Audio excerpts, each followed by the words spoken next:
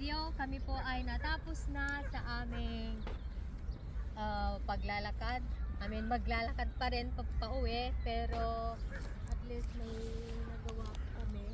We have almost 2 hours going out, walking around. Ganito ang magandang buhay, masarap na buhay. May nakilala kaming Pilipino eh.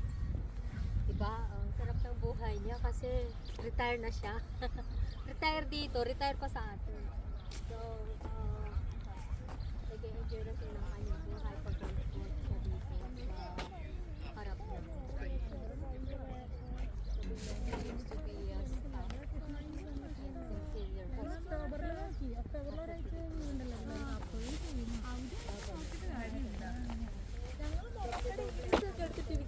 പോകാൻ വേണ്ടി ഇപ്പൊ ഇത്രയും കുഴപ്പമില്ല Tayo, ano pa, masarap pa rin naman ang buhay natin, di ba? Kasi may mga opportunities tayong ganito. Binibigyan tayo ng pagkakataon ni Lord na nakablakad, magkaroon ng quality time. Kaya po, ito ang sinasabing mayaman na buhay, masaganang buhay. Nagkakaroon ng pagkakataon. Lumabas na hindi nagmamadali. Kumain ng almusal na hindi nagmamadali. Diba? Hindi araw-araw ka natin nagmamadali. Ang kwento nga ni Kuya, siya retire na pero yun ang asawa niya. Isang araw lang siya.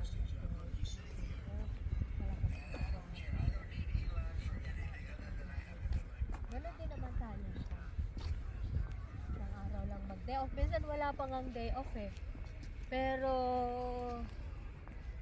I think it's time naman na medyo maglayo tayo. We preserve our health. Kahit naman sabi ko nga sa other account ko pagka nagbibili ako ng inspirational talk ganun ay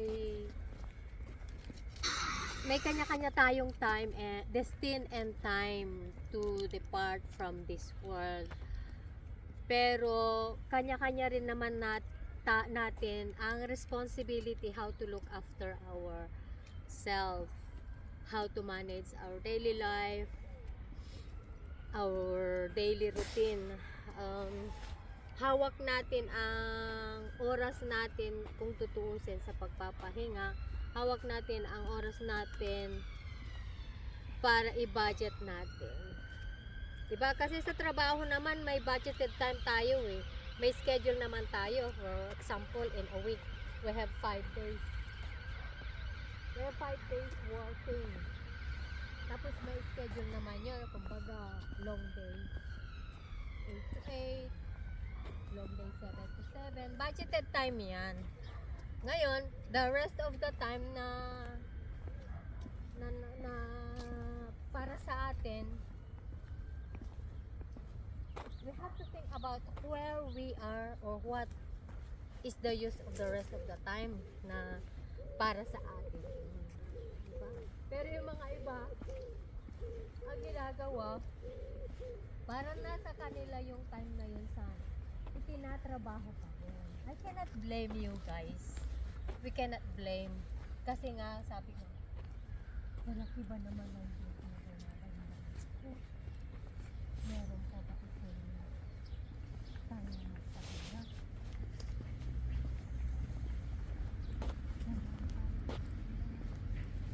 Paano naman?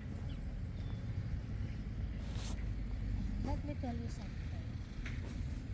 Ang pinaka-importanteng asset mo sa lugar na ito o sa panahon na ito ay ang buhay mo. Hindi yung mga material na bagay ang asset mo. Kasi yung mga material na bagay, hindi mo yan madadala kapag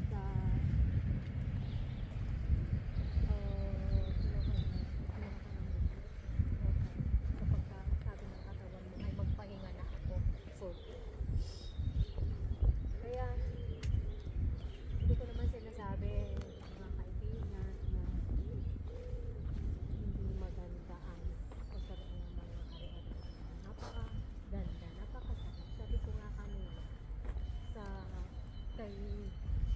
passion blood. Sabi ko, sana mayaman din tayo. Sana mayaman din tayo. Habang kumakain ko. Anyway, sabi ko mayaman din naman tayo kasi hindi tayo ganyan. Pero syempre pangarap natin na magkaroon ng komportable.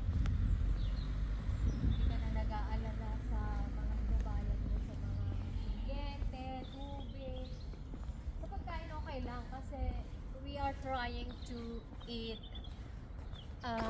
yung mga pangangailangan lang ng katawan. We are not fond of food. Actually, basta, buti nga si Jerry hindi mapili yan ng pagkain eh. Basta merong sabaw. Okay na yan, basta merong sabaw. Hindi siya yung taong gusto niya maraming dish sa table. Kung may sinigang, may kanin, okay na sa kanya. Napakasimple ng kanyang kinakain. Yun, hindi kami masyadong fan sa pagkain. Pero, ito, masyadong fan sa mga gamit. Doon ang pagkakamali niya. Masyado siyang mahilig sa mga gamit. Isa. Pero, doon daw siya masaya eh. Kaya, ano siya stress? Kung saan ka masaya. At tapos, wala kang nasasaktan. Wala kang na-offend na ka. And that's the essence of life. Sarap yung naglalakad na wala kang naalala. To the right. Grabe ang macho naman itong nakikita ko. Nakikita nyo ba yung nakikita ko? Ang macho naman. Ang ganda ng katawan ni Bidge mo ng konti. Abuelo, voy a hablar con ella ahora, ¿ya? O tapos, Te quiero. yun nga. Yun nga. Na-distract ako dun ah. Yun nga ang sinasabi ko. Sana ba tayo? Wala tuloy ako. Initan tuloy ako.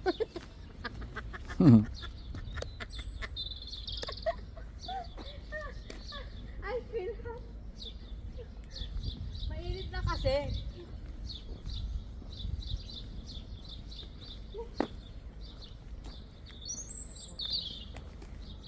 Kung maaari lang, pinapakiusap ko sa mga sa nagbibideo na wag nang masyadong bumili ng gamit. Kasi hindi naman natin kailangan lahat ng bagay. Ang kailangan natin ay pananampalataya sa Diyos, una sa lahat, at sapat na perang gagastusin sa buwan-buwan. Sapat ibig sabihin yung meron ka ng income na hindi mo na kailangang magtrabaho ng sagad-sagad. Yung passive income ba na sinasabi. I hope there are lots of there's maraming mga opportunity talaga. It's the question na paano natin kukunin yung mga opportunities na yan. Diba? Nangangarap tayong mag-business. Pero paano kaya tayo mag-umpisa? Ayan. Kami ngayon ay pauwi na dahil si cameraman ay magtatrabaho na ulit. So, at ako naman ay magtatrabaho rin sa loob ng bahay, laba, linis, plancha. Ano pa? Luto! Nagluluto pa ako. Anyway, this is how we do.